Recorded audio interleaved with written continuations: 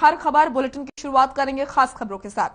हरियाणा में corona active मरीजों का आंकड़ा 31,000 के पार पहुंच चुका है। वहीं पॉजिटिविटी रेट 15.56% रही।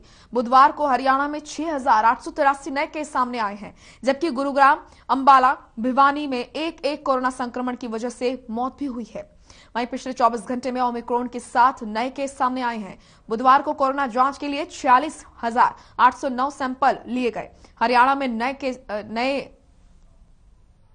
साल में पिछले 12 दिनों में कुल 16 संक्रमितों की मौत भी हुई है। तो हरियाणा में क्या है ताजा अपडेट कोरोना संक्रमण को लेकर, यह आपको दे रहे हैं जानकारी। शहर शहर में कोरोना का कहर देखा जा रहा है। हरियाणा भी इससे छूता नहीं रहा, लगातार तेज रफ्तार होती हुई नजर आ रही है।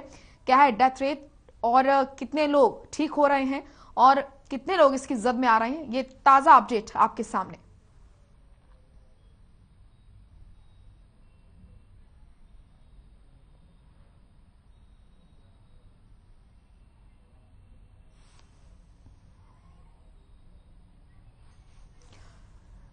तो आपको बता दें कि अलग अलग जिलों में किस तरीके से क्या कुछ मामले रहे, ये आपको जानकारी हम दे रहे हैं। रोहतक में 133 लोगों को कोरोना पुष्टि हुई है लोगों में, और वहीं आपको बता दें कि यमुनानगर में 112 लोगों में कोरोना की पुष्टि हुई है। साथ ही भिवानी में 64, कुरुक्षेत्र में 164 कोरोना के मामले सामने आए हैं।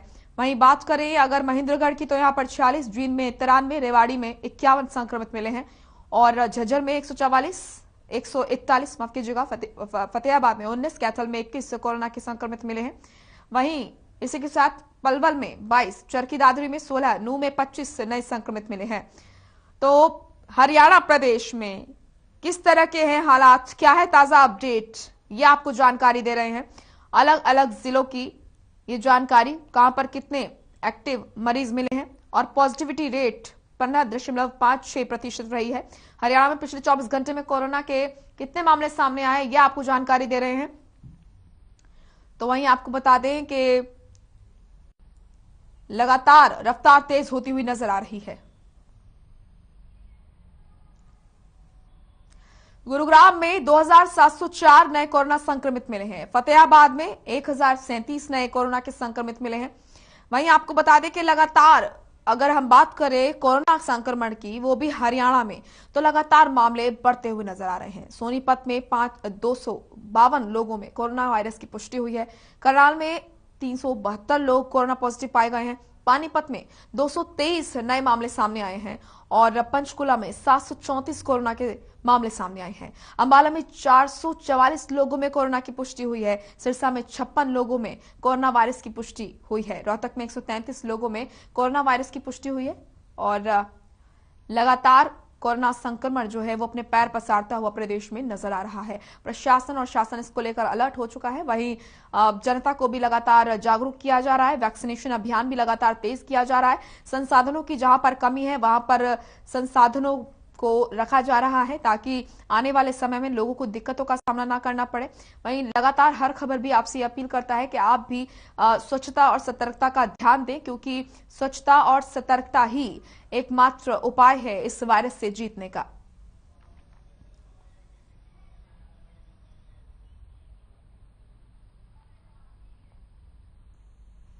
वहीं मुख्यमंत्री मनोहर लाल का बड़ा बयान सामने आया है। दरअसल सीएम मनोहर लाल ने पीएम की सुरक्षा चूक मामले को लेकर यह बयान दिया है।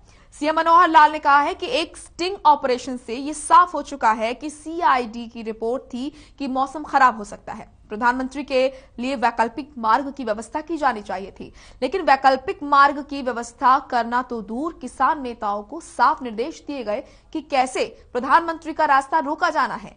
उन्होंने आगे कहा कि पीएम मोदी की जान को खतरे में डाला गया, मैं इसकी घोर निंदा करता हूं। जस्टिस इंदु मल्होत्रा की कमेटी की रिपोर्ट से सच्चाई सामने आ जाएगी। तो वहीं सीएम ने कांग्रेस पर निशाना साधते हुए कहा कि कांग्रेस ने सत्ता का गलत इस्तेमाल किया। प्रधानमंत्री कहीं पर भी जा सकते हैं और उनकी सुरक्षा करना उस राज्य का विषय है। सीएम मनोहर लाल ने बड़े आरोप, जो वीडियो जारी की है और जो स्टिंग ऑपरेशन किया है, जिसके अंदर एसएचओ स्पष्ट बता रहे हैं कि हमारे पास एकदम निर्देश आ गए थे, और वो निर्देश ऐसे थे कि जो भीड़ है उसको जाने नहीं देना, रास्ते सारे जो है बंद करने हैं, और इस प्रकार की जानकारियां वो पुलिस के माध्यम से मिल रही हैं और साथ में जो वहाँ की सीआईडी है वो सीआईडी का भी खुलासा हो रहा है कि सीआईडी ने स्पष्ट बताया है ये चीजें हो सकती हैं, मौसम खराब है, अल्टरनेटिव रूट की तैयारी भी हमको करनी पड़ सकती है और किसी प्रकार की कोई अड़चन आती है तो उसकी सारी चुस्ता यानी एक प्रकार की उसकी पुख्ता जो है इंतजाम करने हैं। लेकिन इंतजाम करने तो दूर, उन्होंने स्पष्ट निर्देश दिए हैं किसानों के नेताओं को कि उनका रास्ता कैसे रोकना है, क्या करना है, ये सारा उस स्टिंग ऑपरेशन में आया है। ये बहुत ही एक घिनौनी हरकत पंजाब सरकार की ओर से की गई है और जिसमें प्रधानमंत्री जैसे व्यक्तित्व की जान को खतरे में किस प्रकार से डाला गया है, इसकी घोर निंदा पहले भी मैंने की है, आज मैं फिर निंदा कर रहा हूं और मैं तो यहां तक राष्ट्रपति महोदय को निवेदन भी कर चुका हूं कि सरकार को भंग किया जाए ताकि जो चुनाव हैं निष्पक्ष तौर पर हो सकें। आगे भी जो चीजें इस प्रकार की होने की संभावना है उसको कैसे रोका जा सकता है। राष्ट्रीय स्तर के बहुत प्रतिष्ठित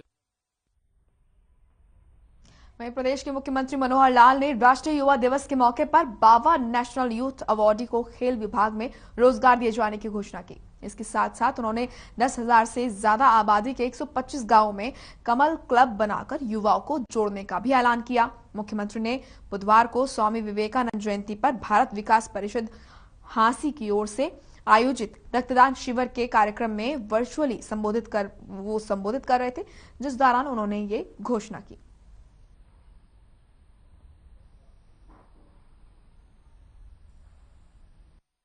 भारतीय विकास परिषद ने वास्तव में एक प्रेरणा का दिन है। ऐसे दिन पर रक्तदान शिविर का आयोजन जो शुभारंभ किया है ये बहुत ही सराहनीय है।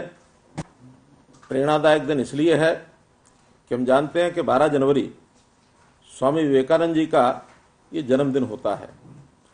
स्वामी विवेकानंद जी का जन्म एक प्रकार से ऐसे समय में हुआ जब देश में हमारे युवा को कोई दिशा नहीं थी। हमारे देश की जनता को एक ठीक दिशा देने के लिए एक सैद्धांतिक पृष्ठभूमि से, एक सांस्कृतिक पृष्ठभूमि से जो उन्होंने अपने कार्यकाल में, थोड़े कार्यकाल में, मात्र 39 वर्ष की आयु तक वो हमारे बीच में रहे, उन्होंने देश की जनता को एक नया संदेश दिया, एक दिशा। चलिए अब खबर चंडीगढ़ से, जहां गेस्ट टीचर्स डेलीगेशन की मुख्यमंत्री के साथ बैठक सकारात्मक रही, जिसमें उनकी अधिकतर मांगे मान ली गई हैं। इस बैठक में शिक्षा मंत्री की कंवरपाल गुर्जर भी इस बैठक में मौजूद रहे, जिन्होंने बताया कि शिक्षकों की जो मांगे मानी गई हैं उनकी एक हफ्ते में आधिकारिक घोषणा भी कर दी जाएगी, जिसके बाद गेस्ट टीचर्स अपना आंदोलन स्थगित कर देंगे। क्या कुछ शिक्षा मंत्री ने कहा, आपको सुनाते हैं। बातें तो हमने पहले ही उनकी मान ली थी। पहले जिस प्रकार से उनका बीमे की बात थी तो वो बीमा हमने पहले ही उनका स्वीकार कर लिया था और हमने जो 5 लाख का बीमा आयुष्मान के द्वारा है वो उनका हम करेंगे। उनके परिवार का बीमा, और कोई इस प्रकार की परिस्थिति होती है तो उनका, क्योंकि जो मेडिकल कैशलेस था वो हम केवल जो परमानेंट कर्मचारी उनको देते हैं। सर्विस रूल की बात उनकी थी, वो भी पहले स्वीकार हमने कर ली थी और अभी हमने आज माननीय मुख्यमंत्री जी की अध्यक्षता में उनसे कह दिया कि 1 सप्ताह के अंदर अंदर हम उसको लागू कर देंगे। दूसरा, उनका डेथ की स्थिति में उनका था कि कुछ भी हमें नहीं मिलता, तो उसके लिए भी माननीय मुख्यमंत्री जी ने 3 लाख रुपए की घोषणा उनके लिए कर दी है कि अगर कोई इस प्रकार की परिस्थितियां होंगी तो 3 लाख रुपए उनको दिया जाएगा। ग्रेजुएटी फंड उनको पहले नहीं मिलता था, मुख्यमंत्री जी ने अपनी ओर से उसकी घोषणा कर दी कि हम ग्रेजुएट फंड उनको रिटायरमेंट पे उनको देंगे।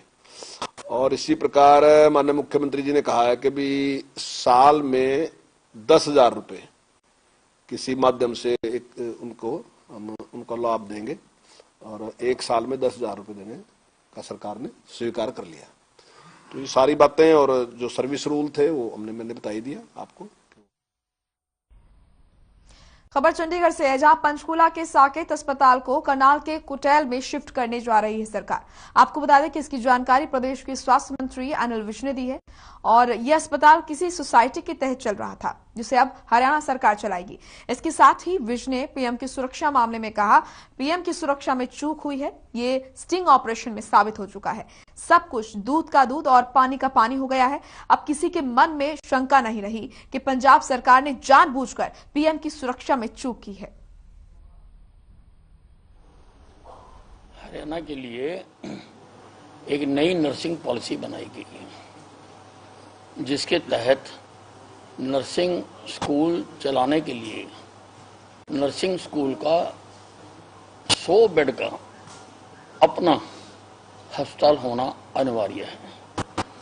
यहाँ नर्सिंग कॉलेज के 10 किलोमीटर के दायरे में वो किसी NABH 100 बेड के अस्पताल से एफिलेट होना चाहिए और जो नर्सिंग कर रही होंगी उनको उस अस्पताल में जाके बायोमेट्रिक अटेंडेंस लगानी पड़ेगी ताकि फर्जी हाजिरा ना लगे। ये कदम सरकार ने हरियाणा में क्वालिटी नर्सेज तैयार हों उसके लिए उठाया है। चलिए फिलहाल रुकना एक छोटे से ब्रेक के लिए, फौरन लौटेंगे।